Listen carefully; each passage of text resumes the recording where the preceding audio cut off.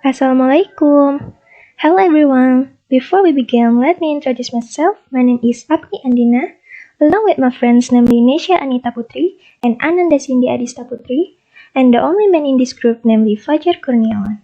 We are from Group 3. We will run memory organization related to computer architecture, and organization subject to memory consists of two major types. First one is internal memory and the second one is external memory. We will go for one by one.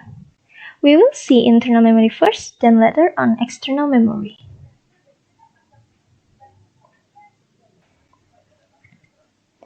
Memori internal. Memori internal adalah memori yang dapat diakses secara langsung oleh prosesor.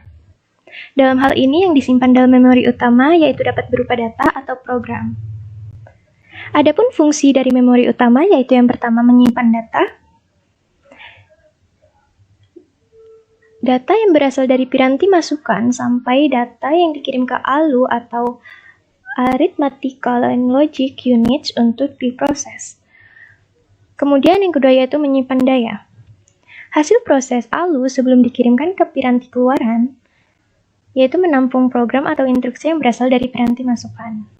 Now, when we talk about internal memory, basically the internal memory is made up of semiconductors sometimes. It is also called as main memory, and semiconductor chips are used to store data.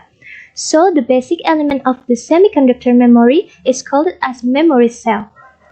So, if you look at this diagram which is shown below, you can see that we can provide two different states for that memory cell, which is in binary 1 and 0.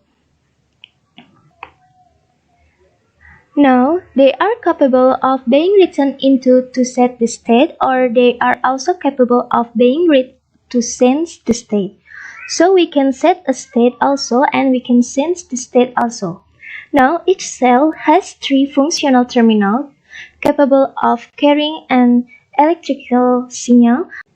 Now, the select terminal selects a memory cell for read and write operations. So, if I want to select a particular cell, I will use this terminal for selecting read and write purpose.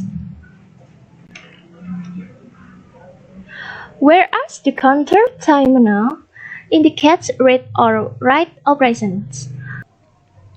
The remaining terminal provides an electrical signal that sets the state of the cell to 1 or 0.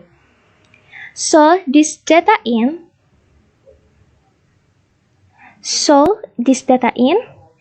what it does basically it sets a value of 1 or 0 for reading that terminal is used for output of the cell state. So similarly, in order to read on, I'm using the same terminal as output of that cell state. Let's see how many memory types are there. The first one is a random access memory. Random access memory. Are we just now talk about? So which is read and write memory category, and electrical I'm reading and reading things. So it's volatile in nature if the power files out the data or gets deleted or read. They turn on remaining the ones which are also called as read-only memory. Now that can be programmable, that can be erasable, and different kind of erasable is electrical erasable and flash memory. So, we will see this one by one as we move on in this topic, so let's concentrate. Kemudian, ada pun jenis-jenis memori internal, yaitu yang pertama ROM atau read-only memory, yaitu perangkat keras pada komputer berupa chips memori semiconductor yang isinya hanya dapat dibaca dan tidak dapat ditulis secara berulang-ulang. ROM ini berjenis non-volatile, yang artinya data yang disimpan tidak mudah hilang walaupun satu dayanya dimatikan. Karena memori ini biasanya digunakan untuk menyimpan program utama dari suatu sistem, ROM pada komputer disediakan pada vendor komputer dan berisi program atau data di dalam PC. ROM biasanya disebut BIOS, Basic Input atau Output System, atau ROM BIOS. Instruksi dalam BIOS inilah yang akan dijalankan oleh prosesor ketika komputer mulai dihidupkan. Sampai sekarang dikenal beberapa jenis ROM yang pernah beredar dan terpasang pada komputer. Antara lain, yang pertama ada PROM atau Programmable Read-Only Memory. Jika isi ROM ditentukan oleh vendor PROM dijual dalam keadaan kosong dan kemudian dapat diisi dengan program oleh pemakainya. Setelah diisi program, isi PROM tidak dapat dihapus. Lalu yang kedua ada EPROM atau Erasable Programmable Read-Only Memory. Ini berbeda dengan PROM. Isi EPROM dapat dihapus setelah diprogram. Penghapusannya dapat dilakukan dengan cara menggunakan sinar ultraviolet. Lalu yang ketiga ada EEPROM atau Electrically Erasable Programmable Read-Only Memory. EEPROM ini dapat menyimpan data secara permanen, tetapi isinya masih bisa dihapus secara elektris melalui program. Salah satu jenis EEPROM yaitu flash memory. Flash memory biasa digunakan pada kamera digital, konsol video game, dan chip BIOS. Jenis memori internal yang kedua yaitu RAM, Random Access Memory, yaitu jenis memori yang isinya dapat diganti-ganti selama komputer dihidupkan. RAM merupakan suatu penyimpanan data yang dapat dibaca atau ditulis dan dapat dilakukan secara berulang-ulang dengan data yang berbeda-beda. Jenis memori ini merupakan jenis volatile, mudah menguap, yaitu dalam artian data yang tersimpan akan hilang jika satu daya dimatikan. Karena alasan tersebut, maka program utama tidak pernah disimpan di RAM. Now, in random access memory, the first one is dynamic RAM. Dynamic RAM is also called as DRAM. So, DRAM is made with cells that store data as charge on capacitor. So basically, we are using capacitor in order to store the charge. The presence or absence of charge in a capacitor is interpreted as a binary 1 or 0. So, interpretation is depending on the charge in the capacitor. To turn dynamic reverse to the tendency of the stored charge to leak away, so dynamic 1 saying it has a dynamic RAM because the charge which is stored in the capacitor that leaks depending on to the time respect. So as the time passes on the charge gets leaked, we need to recharge that capacitor periodically. Jenis-jenis RAM. Yang pertama yaitu ada DRAM, Dynamic Random Access Memory, yaitu jenis RAM yang menyimpan setiap bit data yang terpisah dalam kapasitor dalam satu sirkuit terpadu. Dalam strukturnya, DRAM hanya memerlukan satu transistor dan kapasitor per bit, sehingga memiliki kepadatan yang tinggi.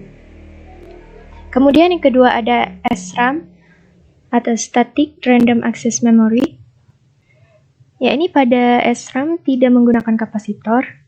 Hal ini mengakibatkan SRAM tidak perlu lagi disegarkan atau di-refresh secara berkala seperti halnya dengan DRAM. Kemudian ada EDORAM atau Extended Data Random Access Memory, jenis RAM yang dapat menyimpan dan mengambil isi memori secara bersamaan, sehingga kecepatan baca tulisnya pun menjadi lebih cepat. EDORAM membutuhkan L2 chains untuk membuat semuanya berjalan dengan cepat. Lalu ada VPM RAM, Fast Patch Model Random Access Memory. Ya, ini model DRAM yang paling lama. Kecepatan transfer yang lama menjadi masalahnya, yakni maksimum 50 MHz. Kemudian ada SDRAM atau Synchronous Dynamic Random Access Memory, yakni tipe terbaru dari DRAM. SDRAM mulai berjalan dengan kecepatan transfer 66 MHz. Sementara mode halaman DRAM dan EDORAM yang lebih lama akan berjalan di maksimal 50 MHz. SDRAM biasanya digunakan untuk komputer sekelas Pentium 2 sampai Pentium 3. Assalamualaikum warahmatullahi wabarakatuh. Kami dari kelompok 3 akan menjelaskan tentang external memory, yaitu menyimpan data bersifat tetap, non-volatile, baik pada saat komputer aktif atau tidak. Memori eksternal biasa disebut juga memori eksternal, yaitu perangkat keras untuk melakukan operasi penulisan, pembacaan, dan penyimpanan data di luar memori utama. Berdasarkan jenis akses dasar terdapat dua, yaitu DASD dan SASD. DSD adalah Direct Access Storage Device, di mana ia mempunyai akses langsung terhadap data, yaitu contohnya magnetic, floppy disk, dan hard disk, removable hard disk, zip disk, dan flash disk, dan optical disk. SASD, Sequential Access Storage Device, akses data secara tidak langsung berurutan, contoh pita magnetik. Kategori media penyimpanan, yaitu ada magnetik optik, banyak berupa piringan, dikenal satuan rotasi piringan, RPM rotation per minute. Makin cepat perputaran, semakin cepat waktu akses. Namun, makin besar juga tekanan terhadap piringan, sehingga makin besar panas yang dihasilkan. Basic kerja, prosesor mengambil program dan data yang akan dioperasikan dari piranti penyimpanan dan menyalin ke memori untuk dieksekusi. Setelah selesai, dioperasikan file disimpan kembali save ke media penyimpanan. Ini adalah contoh external memory, itu ada hard disk, floppy disk, magnetic disk, dan zip disk. Sekian dari saya. Wabillahi taufiq wal hidayah. Wassalamualaikum warahmatullahi wabarakatuh.